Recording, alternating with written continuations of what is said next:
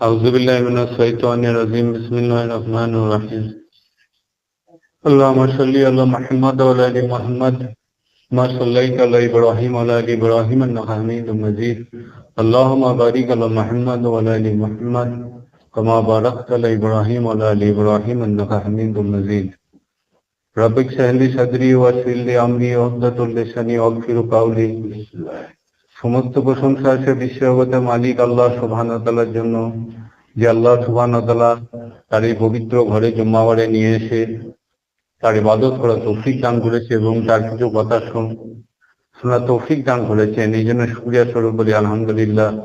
এবং আল্লাহ সুবহানাহু ওয়া তাআলার কাছে আমরা দোয়া করি আল্লাহ সুবহানাহু ওয়া তাআলা আমাদের সকলকে তার সহিহ দিন বোঝা এবং সহিভাবে ইবাদত করার তৌফিক দান করুক, এই দোয়া করি। তো আজকে একটি বিশেষ দিন, সেটা হচ্ছে কি আজকে শবে মেরাজ, মানে রজব মাসের 27 তারিখ। এটা একটা মুসলমানদের জন্য একটা বিশেষ দিন হিসেবে গণ্য করা হয়। আমরা যে ধারাবাহিকভাবে আলোচনা করছিলাম ইবলিসের আয়াতগুলো নিয়ে, কোরআনে যেগুলো এসেছে আদম আলাইহিস সালাম আর ইবলিস সংক্রান্ত যে ঘটনাগুলো, আর একটা ছোট্ট অংশ বাকি আছে, সবটাই হয়ে গেছে ইনশাআল্লাহ, একটা ছোট্ট অংশ বাকি আছে, সেটা আলোচনা করব। আর রজব মাস সম্পর্কে, এই শবে মেরাজ সম্পর্কে ইনশাআল্লাহ লাস্টে আলোচনা করব যদি আল্লাহ তৌফিক দান করে। তো ইবলিস সংক্রান্ত যে আলোচনা করেছিলাম তার মূল যে পার্টগুলো ছিল সেগুলো কমপ্লিট হয়ে গেছে, যে কথোপকথনের দিকগুলো ছিল। তো তারপরে আর একটা অংশ বাকি আছে, সেটা হচ্ছে মোটামুটি ভাবে এটাকে বলা যেতে পারে যে আমরা যে ঘটনাটা আলোচনা করেছি, যে আল্লাহ যখন থেকে আদম আলাইহিস সালামকে সিজদা করার জন্য বললো, তার সেইখান থেকে আমাদের আলোচনাটা হয়েছিল, ঠিক আছে, মৌলিকভাবে। কিন্তু তার আগেও একটা ঘটনা আছে, এই ঘটনাটা না বললেই পুরো আমরা যে আলোচনা করলাম একটা ইনকমপ্লিট পার্ট থেকে যাবে, মানে ঘটনাটা পুরোপুরি পরিপূর্ণ হবে। সেটা হচ্ছে সূরা আল বাকারা 30 নম্বর আয়াত থেকে আছে, আমরা তো শুনি। স্মরণ করো যখন তোমার রব ফেরেশতাদের বললেন, নিশ্চয় আমি জমিনে একজন খলিফা সৃষ্টি করতে যাচ্ছি। তারা বলল, আপনি কি সেখানে কাউকে সৃষ্টি করবেন যে সেখানে ফাসাদ করবে এবং রক্ত প্রবাহিত করবে? আর আমরা তো আপনার প্রশংসা তসবিহ পাঠ করছি এবং আপনার পবিত্রতা ঘোষণা করছি। তিনি বললেন, নিশ্চয় আমি যা জানি তোমরা তা জানো না। তিনি আদমকে নামসমূহ শিক্ষা দিলেন, অতঃপর ফেরেশতাদের সামনে আদমকে উপস্থাপন বললেন এবং তিনি বললেন, তোমরা আমাকে কোনো নাম বলে দাও, ফেরেশতাদের বলে নাম জানাও যদি তোমরা সত্যবাদী হও। ফেরেশতারা বলল, আপনি পবিত্র মহান, আপনি আমাদেরকে যা শিখিয়েছেন তাছাড়া আমাদের কোনরূপ জ্ঞান নেই, নিশ্চয়ই আপনি হচ্ছেন সর্বজ্ঞ এবং প্রজ্ঞাময়। আল্লাহ বললেন, হে আদম, তুমি এগুলোর নাম তাদের জানাও। অতঃপর আদম এগুলোর নাম তাদেরকে জানালো। তিনি বললেন, আমি কি তোমাদের বলিনি, নিশ্চয়ই আমি আসমান সমূহ জমিনের গায়েব জানি এবং তোমরা যা প্রকাশ করো, তোমরা যা গোপন করো তাও আমি জানি। আবার যখন আমি ফেরেশতাদের বললাম তোমরা আদমকে সিজদা করো, তখন তারা সিজদা করলো, ইবলিস ব্যতীত। এরপরও এইখান থেকে আমাদের আলোচনাটা হয়েছে অন্য সূরা অন্য আয়াতগুলোকে নিয়ে। তো এইটা সূরা বাকারার এই 33 আর হচ্ছে 30 থেকে 33 এই পার্টটা বাকি ছিল আর কি। তো আমরা যে মূল আলোচনা করছিলাম সেটার সঙ্গে এটা সম্পর্ক ছিল না। তো এইটা কারণটা হচ্ছে এটাই, যে ঘটনাটা আমরা আলোচনা করছি, যে সিচুয়েশনটা বা অবস্থাটা সেই সময় তৈরি হয়েছিল আসমানে আল্লাহ সুবহানাহু ওয়া তাআলার ওখানে, এটা হচ্ছে তার আগের ঘটনা। এই আগের ঘটনাটা আমাদের একটু জানা দরকার, যে ইবলিস যখন সিজদা করলো না, যে লাস্ট আয়াতটা যেটা বললো, তার আগে কি ঘটেছিল। তার আগে হচ্ছিল কি, এই যে ঘটনাটা যদি পুরো সামারি দেখা যায়, যে ফেরেশতারা একটা মনে মনে ধারণা করেছে যে আল্লাহ এই আদমকে কেন তৈরি করছে। ব্যাপারটা সামারিটা হচ্ছে এরা, তাদের মনে একটা কিছু ধারণা হয়েছিল আল্লাহ এই আদমকে কেন তৈরি, এত কিছু ব্যাপার, এই পৃথিবী তৈরি হচ্ছে, এই যে তৈরি হচ্ছে, আদমকে কেন তৈরি করা হচ্ছে, ঠিক আছে। এই আল্লাহ বললেন যে আমি আদমকে সৃষ্টি করতে এসেছি, পৃথিবীকে খলিফা সৃষ্টি হয়েছে। তখনই ফেরেশতারা বললো, কারণ ফেরেশতারা আগে থেকে ওটাকে ভেবে রেখে দিয়েছে যে কিছু একটা তৈরি করতে যাচ্ছে, কেন আসলে তাদের মনের মধ্যে এগুলো সব উদয় হয়েছে। তো সেই উদয় হওয়ার অবস্থাটাকে আল্লাহ প্রকাশ করছে, যে তাদের মনের মধ্যে এইগুলো, এই চিন্তাধারাগুলো চেঞ্জ হয়েছিল। তো তারা বললো কি যে আমরা তো আপনার ইবাদত করছি, তো আবার মানে মানুষকে তৈরি করা কি দরকার। তো এইখানে বিষয় হচ্ছে যে আল্লাহ এতটা ফেরেশতারা জানলো কি করে, এখানে একটা কোশ্চেন আছে যে ফেরেশতাদের করে তো বলা হয় আল্লাহ যেটুকুনি জানি যে সেইটুকুনি, তাদের চিন্তা ভাবনা করার অতটা শক্তি নেই, এটা মানুষ ধারণা করে। এখান থেকে কি দেখা যাচ্ছে, ফেরেশতারা কিন্তু অনুমান করতে পেরেছিল যে এই যে জিনিসটাকে তৈরি করা হচ্ছে, এই পৃথিবীতে গেলে রক্ত প্রবাহিত করে ফাসাদ করবে। এটা তো আর মিথ্যা নয়, মানুষের পৃথিবীতে 90% তাই করে বেড়ায়। তারা তো ফেরেশতারা তো মিথ্যা ধারণাটা করিনি যে মানে মানুষ পৃথিবীতে কি করবে। মানুষ কি আর বেশিরভাগ আমরা কি ভালো কাজ করতে পারছি? আল্লাহ যে জন্য সৃষ্টি করেছে, যে দায়িত্ব আমাদের করে দিয়েছে, সেটা তো করতে পারছি না। তাহলে ফেরেশতাদের অনুমানটা কিন্তু মিথ্যা নয় যে ফেরেশতারা ভুল না, তারা কিন্তু তারা অনুমান করতে পারে। এই যে তাদের ক্ষমতা নেই, চিন্তা শক্তি নেই, এই কথাটাও কিন্তু ঠিক নেই। তাদের একটা যথেষ্ট জ্ঞান আছে, হয়তো সেটা কন্ট্রোলেবল জ্ঞান, সেই জ্ঞানটা হয়তো তাদের নিয়ন্ত্রণের মধ্যে থাকে। আমরা যেমন যা খুশি করে ফেলতে পারি চিন্তা ভাবনা করে, ওদের হয়তো ফেরেশতাদের সে ক্ষমতাটা নেই, এবং ফেরেশতাদেরও চিন্তা করার একটা জায়গা আছে। নাহলে বললো কি করে? ওটা তো আল্লাহ শিখায়নি যে তুমি বলো যে মানে এরা পৃথিবী থেকে মারপিট করবে, তা তো নয়। তারা নিজে ভেবে ওই কথাটা বলছে। আল্লাহ যখন এই কথাটা বললো, মানে যথেষ্ট তারা এবং যথেষ্ট জ্ঞানী, নাহলে এত বড় প্রেডিকশন তারা করলো কি করে যে পৃথিবীতে তারা মারপিট করবে? এই কথাটা তো মিথ্যা নয়, ফাসাদ করবে, রক্ত প্রবাহিত করবে। তাই এইবার ফেরেশতারা এই ঘটনাটা কিন্তু আল্লাহ সুবহানাহু ওয়া তাআলাকে, আমরাই তো আপনার পবিত্রতা মহিমা ঘোষণা করছি, হ্যাঁ। আল্লাহ বললে আমি যা জানি তোমরা তা জানো না। তারপরে আল্লাহ সুবহানাহু ওয়া তাআলা কি করলেন? বলছে আমি আদমকে নাম শিক্ষা দিলাম, আদম আলাইহিস সালামকে নাম শিক্ষা দিলাম, এবং ফেরেশতাদের সামনে তাকে উপস্থাপন করলাম। তারপর ফেরেশতাদের করে আল্লাহ বললেন তোমরা এর নাম বলো, নাম শিক্ষা দিলাম। মানে জিনিস যত ছিল তাদের নাম শিক্ষা দিলেন আল্লাহ। দিয়ে তারপরে এবার ফেরেশতাদের করে আদমের সামনে আদমকে যখন ফেরেশতাদের সামনে নিয়ে আনলেন, তখন ফেরেশতাদের বলে তোমরা এর নাম বলো। ফেরেশতারা তখন কি বললো যে আপনি আমাদের করে যা শিখিয়েছেন তার বাইরে তো আমরা কিছু জানি না, তো আমরা এই সবের নাম আমরা কি করে জানবো? হয়তো গাছপালা, এইসব পশু পাখি বিভিন্ন জিনিস ছিল, সেগুলো নাম বলতে বলতে শিখিয়েছিল আদম আলাইহিস সালাম। কিন্তু আদম আলাইহিস সালাম নামগুলো জানতেন, যেহেতু আল্লাহ তাকে শিখিয়েছিলেন। তো তারপরে কি হলো, দেখা যাচ্ছে আদমকে যখন বলতে বলেন, আদম তখন বলে দিলেন, সব নামগুলো বলে দিলেন। আদম এগুলোর নাম তুমি বলে দাও, অতঃপর এর নামগুলো বলে দিলাম। তখন আল্লাহ সুবহানাহু ওয়া তাআলা বলছে আমি কি তোমাদের বলিনি, নিশ্চয় আমি আসমান সমূহ জমিনের গায়েব জানি, তোমরা যা প্রকাশ করো, তোমরা যা গোপন করো তাও আমি জানি। প্রকাশ করো এবং তোমরা যা গোপন করো সে বিষয়ে আমি এটা জানি। এখানে বিষয় হচ্ছে যে এরা বলেছিল কি যে আমরা, ফেরেশতারা কি বলেছে যে আমরাই তো আপনার পবিত্রতা মহিমা ঘোষণা করছি, পৃথিবীতে পাঠাচ্ছেন কেন? তাদের এই যে কোশ্চেনটা ছিল, আল্লাহ সুবহানাহু ওয়া তাআলা কি করেছেন, তাদের দাবিটাই কিন্তু নাস্তাত করিনি। যা মানুষ পৃথিবীতে গিয়ে মারপিট করবে না, এই কথাটা আল্লাহ বলেনি। আল্লাহ বলেছেন কথাটা কি, আমি যা জানি তোমরা তা জানো না। এইগুলো হচ্ছে এই কোরআনের এই দিকগুলো হচ্ছে সব থেকে বিউটিফুল দিক। কোরআনকে যদি বুঝতে হয়, আল্লাহ সুবহানাহু ওয়া তাআলাকে যদি বুঝতে হয়, তো কোরআন দিয়ে বোঝা যায়, এর থেকে ভালো জায়গা দিয়ে বোঝা যায় না। আল্লাহ সুবহানাহু ওয়া তাআলা কি আদম ফেরেশতাদের দাবিটাকে নাস্তাত করেছিলেন যে আদম মারপিট করবে না, পৃথিবী থেকে মানুষ করেন? আমি যা জানি তোমরা জানো না। তাহলে ব্যাপারটা অন্য জায়গায়, ব্যাপারটা এটা নয় যে ওরা মারপিট করবে না, ব্যাপারটা হচ্ছে অন্য জায়গায়। এই জায়গাগুলোই মানে আল্লাহ সুবহানাহু ওয়া তাআলাকে চিনিয়ে দেয়। আল্লাহ সুবহানাহু ওয়া তাআলা কি করলেন, ওদের দাবিটাকে ভ্যালিড বললেন পক্ষান্তরে, যে তোমরা যে দাবি করছো পৃথিবী থেকে মানুষ মারপিট করবে, এই দাবিটা পক্ষান্তরে তোমাদের সঠিক। আমি যে কারণে আদমকে তৈরি করেছি সেটা তোমরা বুঝতে পারছো না, সেইটা তোমাদের অনুভূতির মধ্যে আসছে না, বা তোমরা সেটা অনুমান করতে পারছো না। সেই জন্য আল্লাহ সুবহানাহু ওয়া তাআলা নাম শিক্ষা দিলেন এবং ফেরেশতাদের জিজ্ঞেস করলেন। তো ফেরেশতাদের তো নাম বলার মতো অতটা পাওয়ার বা এবিলিটি ছিল না, তো ফেরেশতারা বলবে কি করে? ফেরেশতারা বলতে পারিনি। তখন আদম আলাইহিস সালামকে আল্লাহ সুবহানাহু ওয়া তাআলা বলতে বললেন। আদম আলাইহিস সালাম বলে দিলেন। নামটাকে শিক্ষা দিয়েছিলেন আল্লাহ সুবহানাহু ওয়া তাআলা, শিক্ষা দিয়েছিলেন আল্লাহ সুবহানাহু ওয়া তাআলা। আদমকে নাম শিক্ষা দিলেন আল্লাহ সুবহানাহু ওয়া তাআলা, ফেরেশতাদের করে শেখাননি। ফেরেশতাদের করে জিজ্ঞেস করলেন তোমরা এর নাম বলো, ফেরেশতারা বলতে পারলো না। তাহলে ফেরেশতাদের দোষ কি? তখন আদম আলাইহিস সালামকে আল্লাহ শিখিয়েছেন, আদম বলে দিল।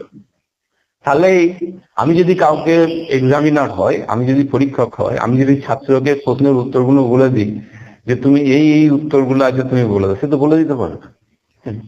বিষয় হচ্ছে যে আদম আলাইহিস তো আল্লাহ শিখিয়ে দিলেন, তাহলে আদম আলাইহিস তো বলবি, ফেরেশতা তো শেখায়নি, তো ফেরেশতারা বলবে কি করে? এখানে আদমের শ্রেষ্ঠত্ব প্রমাণ হলো কি করে? এইটা একটা বিরাট কোশ্চেন, যদি গভীরভাবে ভাবা যায়। আর এইটা বুঝতে পারলে এই ঘটনাটা পরিপূর্ণরূপে ক্লিয়ার হবে যে আদম আলাইহিসসালামকে আল্লাহ শিখিয়েছেন। আদম আলাইহিসসালাম মানে পরীক্ষক, তিনি শিখিয়ে এই প্রশ্নের উত্তর এইটা, তো তিনি তো সে তো বলতেই পারবেন। ফেরেশতাদের তো আল্লাহ শেখায়নি, তাহলে ফেরেশতারা ওর নামগুলো বলবে কি? তাহলে ফেরেশতাদের যে দাবি ছিল সেটা তো মিথ্যা নয়। এখানে আল্লাহ তাহলে কি প্রমাণ করতে চান? আদমের শ্রেষ্ঠত্বটা কি করে প্রমাণ হলো? নামগুলো বলে দিয়েছে, নামগুলো তো শিখিয়েছে বলে বলে দিল, ব্যাপারটা ওটা নয়। ব্যাপার হচ্ছে আরো একটা গভীরে আছে। তো লাস্টে যে আয়াতটা একবার বলে দিই, যেটা আল্লাহ সুবহানাহু ওয়া তাআলা বললেন যে আসমান জমিনে যা কিছু রহস্য আমি জানি, তোমরা যা গোপন করো, তোমরা যা প্রকাশ করো, সেটাও আমি জানি। তো এখানে এইখানে যদি দেখা হয়, এই যে বললেন নাম শিক্ষাটা, এটা আমরা এখান থেকে বুঝতে পারবো না, কিন্তু যদি আমরা গভীরভাবে ভাবি ওই ঘটনাটা ওই জায়গায়, তখন ওটা বুঝতে পারি নাম মানে কি ব্যাপার। ওটা ব্যাপার নাই, কারণ মানে এটা তো খুব স্বাভাবিক জিনিস। আমি তো গাছপালা সকলেরই নাম জানি, এটা তেমন কি এমন বিষয়? এটার মধ্যে কি শ্রেষ্ঠত্ব প্রমাণিত হয়? যারা ওই মুহূর্তে ওইখানে ছিল তারাই একমাত্র বুঝতে পারবে যে আদম কি আল্লাহ কি দেখাতে চাইছেন, যে আদমের কি আছে। সেটা আমরা এইখান থেকে বুঝতে পারবো না, আমরা গভীরভাবে চিন্তা করলে বুঝতে পারবো, তার আগে বুঝতে পারবো না। সেই জিনিসটা হচ্ছে এটাই, যেটা আমি অনুভব করেছি, যে নাম মানে কোনো একটা জিনিসের নাম নয়। আমাদের এখানে 5টা 10টা মানুষ বসে, সবাইকার একটা একটা করে নাম আছে। আমাকে যদি নামগুলো বলে দেওয়া হয় এই ব্যক্তিটাকে, আমি কি ওই ব্যক্তিটাকে চিনতে ভুল করবো? তা তো ভুল করবো না। দরজা আছে, ফ্যান আছে, এগুলো তো এক একটা জিনিস, এগুলো একটা নাম। এই যে ফ্যান নাম কেন দেওয়া হয়েছে? এর নাম কিন্তু দরজা নয়, এর নাম হচ্ছে ফ্যান। তার একটা বৈশিষ্ট্য আছে, মানে এক একটা নাম মানে নাম নয়, তার সম্পর্কে একটা প্রপার্টির বৈশিষ্ট্য সম্পর্কিত জিনিসকে একটা নাম দেওয়া হয়। মানুষকে তার কিছু বৈশিষ্ট্য আছে, সেইটাকে সম্মিলিত হয়ে তবে তার নামটা তৈরি হয়। ফ্যানকে কোনোদিন দরজা বলা হবে না, দরজাকে কোনোদিন ফ্যান বলা হবে না। তাহলে ফ্যান কাকে বলবো? তার বৈশিষ্ট্যটাকে যখন আমি বুঝবো, তখন তাকে ফ্যান বলবো। আমাকে যদি বলে এটা কি ফ্যান, দরজাটাকে দিকে আমি বলবো না। কেন বলবো না? কারণ আল্লাহ আমাকে এই জ্ঞানটা দিয়েছে, ফ্যানের একটা বৈশিষ্ট্য আছে। সেটা যখন বুঝতে পারবো যে ক্যারেক্টারটা কেমন, তখন আমি তাকে, চরিত্রটা কেমন, বৈশিষ্ট্যটা কেমন, তখন তাকে ফ্যান বলবো। মানে এটা হচ্ছে হিউজ পাওয়ার। এটা অ্যাকচুয়ালি এটা হচ্ছে একটা মানে অ্যানালিসিস করার একটা প্রচন্ড পাওয়ার। তারা বুঝতে পারছে যে কতটা পাওয়ার তাকে দেওয়া হয়েছে, যে এত নাম তাকে করে ও সঙ্গে সঙ্গে আলাদা করে ফেলতে পারছে। এটা হলো পাওয়ার অফ ডিস্টিংশন, পার্থক্য করার। যে একটাকে সঙ্গে একটা, রামের সঙ্গে রহিম, রহিমের সঙ্গে রামকে মানুষ মানে মিলিয়ে ফেলে দেবে। তাহলে আল্লাহ মানুষকে এমন একটা ক্ষমতা দিয়েছে, যে ক্ষমতার বদলতে এ কিন্তু পাখাকে পাখাই বলবে, আবার দরজাকে দরজায় বলবে। ধরা যাক, আরো সহজ করে বললে কি হবে, আপেল আছে, আঙুর আছে, আপেল আছে, লেবু আছে, নাশপাতি আছে, এই যে সিমিলার ফলগুলো আছে, যদি একটা পাত্রের মধ্যে রেখে দেওয়া হয়, হয়তো অনেক কটা নাশপাতি আছে, একটা আপেল আছে, আমরা চিনতে পারবো। অতগুলোর মধ্যে আপেলটাকে আমি চিনছি কি করে? আমার ব্রেনের মধ্যে দ্রুত অ্যাক্টিভ হয়ে যাচ্ছে আপেলের বৈশিষ্ট্যটা কি, পার্থক্য করে ফেলছে। এই পার্থক্য করার শক্তিটাই হচ্ছে আদমের সর্বোচ্চতা ইয়ে করছে, মানে তার মানে হাইয়েস্ট লেভেলের যে তার এবিলিটিটাকে সেটা প্রকাশ করছে। কেন? সে দ্রুত একটা জিনিসের সঙ্গে আরেকটা জিনিসের পার্থক্য করে তাকে সেই মানে সেই হিসেবে তাকে ডাকতে পারে, বা সেই হিসেবে তাকে চিনতে পারে। এই শক্তিটা হচ্ছে মারাত্মক শক্তি, যেটা আমরা পৃথিবীর বুকে এসে ব্যবহার করছি। আগের দিন আলোচনা করছি, যে কারণে আমরা আল্লাহকে চিনতে পারি। সবাই মনে করছি খুব চেনা সোজা আল্লাহ, দেখিনি, জানি না, সেইটাকে সবটাকে চেনাটা অত সোজা নয়। আমাদের যে পাওয়ার আছে, এবিলিটি আছে, তার মাধ্যমেই আমরা কিন্তু সবটাকে বুঝে যাচ্ছি। প্রাথমিক কাজটা কিন্তু অত্যন্ত সোজা।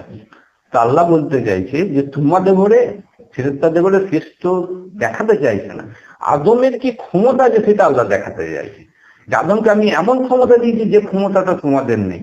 ও যে কোনো অবস্থা থেকে নিজেকে বার করে নিয়ে আসতে পারবে, ও ভালো মন্দটাকে দারুণ ভাবে বিচার করতে পারবে। এই এবিলিটিটা, এই ক্ষমতাটা আমি আদমের মধ্যে দিয়েছি।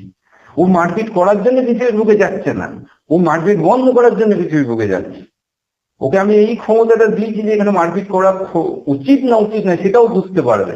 তারপরে যদি করে, সেটা আমার দোষ নয়, সেটা হচ্ছে ওর নিজের নকশের কারণে করবে। এইটাকে আল্লাহ সুবহানাহু ওয়া তাআলা ওদের কাছে ব্যাখ্যা করতে চাইবে। এটা এখন যে মানে যদি মডার্ন যুগে যদি দেখা হয়, যেটা বলে এআই বা প্রচন্ড গুগলের এত কেন প্রচন্ড রূপে ডেটাকে ওরা অ্যানালিসিস করতে পারে, প্রচন্ড রূপে ডেটা অ্যানালিসিস করে তারপরে ওটা ইনপুট হয়, তবে একটা জিনিস আসে। যে যত বেশি ডেটা অ্যানালিসিস করে জিনিসটা বুঝতে পারে, মানে যার এক্সপিরিয়েন্স, তার দাম বেশি। তেমনি আদম আলাইহিস সালাম এত নামকে স্বীকার করে নামগুলো সঠিকভাবে বলে দিল, এটাই হচ্ছে তার পাওয়ার অফ ডিস্টিংশনটা কত হাই, পার্থক্য করার শক্তিটা কত হাই। এটাই আল্লাহ বলছে যে পৃথিবীতে মারপিট কেন করবে, ওখানে আমি ক্ষমতা দিয়েছি বোঝার, ভালোকে ভালো মন্দকে মন্দ বোঝার ক্ষমতা আমি দিয়েছি, ও তো মারপিট করা উচিত নয়। যদি সে মারপিট করে সেটা তার নিজের দোষে করবে, আমি সৃষ্টি করছি বলে সে মারপিট করবে না। তাকে যে স্বাধীনতা দিয়েছে, স্বাধীনতাটা সে অপব্যবহার করে সে নিজে নিজের প্রবলেমটা সৃষ্টি করবে। এইটা আল্লাহ সুবহানাহু ওয়া তাআলা ফেরেশতাদের করে বোঝায়। নাম মানে এটা নাম নয়, হচ্ছে কি তার ক্ষমতাটা বোঝায়, এবিলিটিটা, তার পাওয়ারটা, আদম আলাইহিস সালামের যে পাওয়ার অফ ডিস্টিংশন, সেটা বোঝাবার জন্য আল্লাহ সুবহানাহু ওয়া তাআলা এখানে দিলেন। এইখানে আমি যে আর একটা সূক্ষ্ম বিষয়, যেটা হচ্ছে কি, যে বললাম এই যে লাস্টে আল্লাহ বললেন কি, যে আসমান ও জমিনের গায়েব সম্পর্কে আমি জানি, এবং তোমরা যা প্রকাশ করো, তোমরা যা গোপন করো, তাও আমি জানি, আল্লাহ বললেন। এইখানে বিষয় হচ্ছে, এই কথাটাকে একটা গভীর তাৎপর্য আছে বলে আমার মনে হয়। এইখানে আর একটা বিষয় আমরা যে আলোচনা করছিলাম, যে যখন আলোচনা করছিলাম যে আল্লাহ সুবহানাহু ওয়া তাআলা জাস্টিস নিয়ে আলোচনা করছিলাম, এই যে আল্লাহ আগের যে এই ঘটনাটা ঘটালে, এটা আল্লাহ হচ্ছে একটা জাস্টিস। ইবলিসের মনে যে চিন্তা ধারাটা আছে, এই লাস্ট আয়াত থেকে আমাকে যেটা ইন্ডিকেশন মনে হয়, অ্যাকচুয়ালি আল্লাহ সুবহানাহু ওয়া তাআলা এই যে ফেরেশতাদের অ্যাজিটেশনটা বা বিদ্রোহটা, তার পেছনে ইবলিসের হাত থাকতে পারে। ওই ওদের করে খেপিয়েছে, মানে বুঝিয়েছে, দেখো এই আদমকে কেন তৈরি করা হচ্ছে। একটা হাদিসের মধ্যে আমি হালকা শুনেছি, আমাকে যেটা আয়াতটাকে অ্যানালিসিস করে মনে হয় যে ওটা সত্য, যে ও ওদের ব্রেনের মধ্যে এটা ইনপুট করেছে যে আল্লাহ এরকম সৃষ্টি করতে যাচ্ছে, তোমরা থাকতে আল্লাহ সৃষ্টি করতে যাচ্ছে, তোমাদের কি দাম রইল, এরকম একটা ওদের মনে একটা অবস্থা সৃষ্টি করেছে। তো সেইটাকে আল্লাহ কাউন্টার করার জন্য এই কথা, যে তোমরা যেটা গোপন করো সেটা আমি জানি, প্রকাশ করো সেটা, এই কথাটা অ্যাকচুয়ালি ইবলিসকে আল্লাহ বোঝাতে চাইছে, যে তুমি কি ভাবছো সেটা আমি জানি, তুমি তোমার যে ইচ্ছাটা সেটা আমি বুঝতে পেরেছি, তুমি মনে করো না আমি জানি না। তো ওকে একটা অপরচুনিটি আল্লাহ কিন্তু দিল এটার মাধ্যমে। আমার কাছে মনে হয় যে আদমকে কেন সৃষ্টি করছি, তার কি যোগ্যতা, সেটা আল্লাহ কিন্তু ওর সামনে প্রমাণ করে দিল, ইবলিসের সামনে। এইটা হচ্ছে আল্লাহ ন্যায় করে না, যে আদম কেন শ্রেষ্ঠ। আদমকে আমি এমনি শ্রেষ্ঠত্ব দিইনি, তুমি এখানে আছো, তুমি জানো এই সৃষ্টিটার কত পাওয়ার, কত এবিলিটি, এটা আমি এতটা ক্ষমতা সম্পন্ন করেছি, তাহলে সেই জন্যই তো সে শ্রেষ্ঠ। তোমার তো রাগ হওয়ার কথা নয়, তোমার তো মানে অভিমান করার কথা নয়। এটা পক্ষান্তরে কিন্তু আল্লাহ সুবহানাহু ওয়া তাআলা ওকে একটা কিন্তু ওয়ার্নিং ইবলিস, আর তুমি যে চিন্তাধারার মধ্যে যে চলছো, তুমি যে পথটা চলছো সেটা ঠিক নয়, সে পথে কিন্তু তোমার পতনই অবসম্ভাবী। কারণ আমি যেটা তোমার কথা অনুযায়ী আমি চলবো না, ব্যাপারটা হচ্ছে এই জায়গায় সহজ হয়ে গেল। তুমি সৃষ্টি, আমি স্রষ্টা, তাই স্রষ্টা কি করবে, সৃষ্টির কথা অনুযায়ী তো চলবে না। আমি বুঝেছি একে সৃষ্টি করা দরকার, আমি একে সৃষ্টি করছি, আমি একে এবিলিটি দিয়েছি, একে শ্রেষ্ঠত্ব দিয়েছি, তুমি তো আমার সৃষ্টি, তুমি আমার সৃষ্টি, তুমি এইটাকে নিয়ে অত বেশি মাথা ঘামাচ্ছ, মানে এটা কি তোমার যোগ্যতা আছে, না তোমার সে পাওয়ার আছে, এবিলিটি আছে। তাও আল্লাহ সুবহানাহু ওয়া তাআলা রহম করে তাকে এটা বোঝালেন, চান্স দিল, যে কেন আদমের শ্রেষ্ঠত্বটা কোন জায়গায়, সেটা যদি সে অনুমান করতে পারে এবং নিজেকে কন্ট্রোল করতে পারে, নিজে ফিরে আসতে পারে, সেই অপরচুনিটি কিন্তু আল্লাহ সুবহানাহু ওয়া তাআলা এটাকে দিলেন। ওই যে লাস্টে কথা, আমি তোমরা যা গোপন করে প্রকাশ করো, কি সেই গোপনতা জিনিসটা, সেইটা ওই পরবর্তী ধাপে যদি আমরা দেখি, যখন সেজদা করতে বললো তখন কিন্তু ইবলিস সেজদা করলো না। তাহলে এইটাকে হিটটা আল্লাহ সুবহানাহু ওয়া তাআলা আগে ইবলিস কি করেছেন, যে তোমার অন্তরের ভেতরে যেটা চলছে সেটা আমি জানি, তোমার ওইটাকে প্রকাশটা আমি করবো সময় এলে, এখনো তোমার সময় আছে, তুমি নিজেকে কন্ট্রোল করো। আমি কি জিনিসটা তৈরি করেছি তার ক্ষমতাটাকে বোঝে, আমি তোমার প্রতি কোনো অন্যায় করিনি, এই যে আমি সেই যোগ্যতাটা দিয়েছি বলে সুস্থ হয়েছি, এর একটা আলাদা কাজ আছে, সে কাজটা যদি করতে হয় কেউ জাহান্নামে যাবে। তুমি এই দিকটা ভাবো, তুমি ওইটাকে ভাবতে যাচ্ছ কেন যে তোমার থেকে শেষ, সেটা মানে তার অহংকার আমিত্ব বোধটা এত একটা পর্যায়ে চলে গেছিল, ফ্রিডমটা পেয়ে, স্বাধীনতাটা পেয়ে আনকন্ট্রোলেবল হয়ে গেছে, তার মধ্যে আর সেই এই শক্তিটা ছিল না যে নিজেকে সে কন্ট্রোল করবে। এটাও আমাদের আল্লাহ শেখাচ্ছে, যে পৃথিবীর বুকে তুমি যে ফ্রিডমটা পাচ্ছ, আল্লাহকে চেনার যে একটা ফ্রি গিফট পাচ্ছ, এটা ফ্রি গিফট। আমরা আল্লাহকে চিনতে হবে যে ফ্রি গিফট। আল্লাহ সুবহানাহু ওয়া তাআলা আমাদের করে এতটা জ্ঞানী নাও বানাতে পারতেন, আমাদের কষ্ট করে আল্লাহকে চিনতে হতে পারতো, আমাদের সহজে চিনে ফেলছি আল্লাহকে, চেনার পরে ধরে রাখতে পারছি না সেটা আলাদা ব্যাপার। যে ফ্রি গিফটটা পেয়ে সেটা আমাদের শিক্ষা, ফ্রি গিফটটা পেয়ে সেটাকে ভালোভাবে ইউজ করো। আল্লাহকে যে তুমি চিনতে পেরেছি এটাই বড় জিনিস। পৃথিবীর বুকে এত সহজে এসে আল্লাহকে চিনতে পেরেছি এটাই বড় জিনিস। তোমার অন্তরের মধ্যে আমি ইনস্টল করে দিয়েছি তুমি একদিন মরবে, এটাই বড় জিনিস। এটাকে তোমাকে পরিশ্রম করতে হচ্ছে না খুব, ওই পানি আর অক্সিজেনের মধ্যে তোমার অন্তরের মধ্যে গেঁথে আছে, এইটাকে আঁকড়ে ধরো।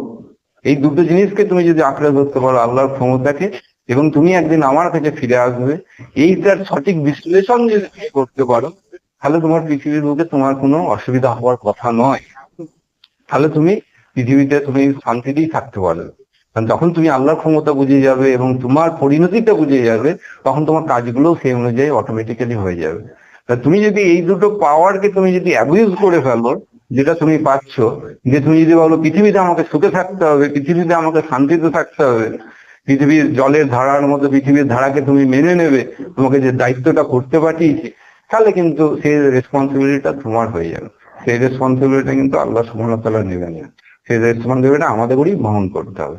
তো পৃথিবীর বুকে এসে আমরা কি দেখছি, যে আমরা আল্লাহর যে দায়িত্বটা ছিল, রেসপন্সিবিলিটিটা দিয়েছিল, সেটা কি আমরা পালন করতে পারছি? আমরা কিন্তু পক্ষান্তরে এই জায়গা থেকে অনেক দূরে সরে চলে গেছি। আজকে আমরা এমন, এটা একটা ইবলিসেরও প্রভাব বলা চলে, শয়তানের প্রভাব, এমন একটা সোসাইটির মধ্যে আমরা অবস্থান করছি যে আমাদের কাছে মৃত্যুটা মনে হয় যেন একটা দূরের বিষয়। মুখে বলি it's a very far reach destination, যেন খুব দূরের এক বস্তু, এটাই জীবনের চূড়ান্ত সত্য।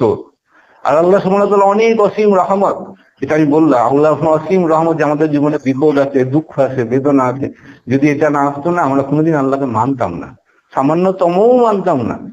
আর আমাদের যে নেচার, আমাদের যে স্বভাব, এইগুলো আসে বলে একটা ফিরে যাওয়ার একটা ডেস্টিনেশন থাকে, যে আল্লাহকে একটা ধরার একটা উপায় আমাদের অন্তরে আসে। নাহলে আমাদের যা প্র্যাকটিক্যালি আমরা যা করে বেড়াই, আমাদের জ্ঞান দেওয়ার পর আল্লাহ আমরা যা করে বেড়াচ্ছি, এইগুলো যদি আল্লাহ না সৃষ্টি করতেন, দুঃখ কষ্ট বেদনা এগুলো যদি সৃষ্টি না করতেন না, মানে আল্লাহকে দেখারই, মানে আল্লাহর চিনারই চেষ্টা করতাম না। এত কষ্ট বেদনার মধ্যে মানুষ কি চাই, যে প্রতিটা মুহূর্তে সে বেঁচে থাকা একটা চূড়ান্ত তার আকাঙ্ক্ষাকে সে প্রকাশ করতে চায়। খুব ভালোভাবে দেখি কি চাইছি আমি, what I am wanting in this world, এই পৃথিবীতে আমি কি চাইছি। প্রতিটা মুহূর্তে নিজের অন্তরকে প্রশ্ন করি, আমি কি চাইছি যে জান্নাতের বাড়িটা আমার ঠিক হোক, আখেরাতের বাড়িটা কি ঠিক হোক, এটা চাইছি না। প্রতিটা মুহূর্তে আমি কি করে ভালো থাকবো, এইটা কন্টিনিউয়াসলি আমার মধ্যে ফ্লো করছে, যাচ্ছে। তাহলে আল্লাহর যে শিক্ষাটা আমাকে যে জন্য পাঠিয়ে, সেটাকে আমি কাজে লাগাতে পারছি?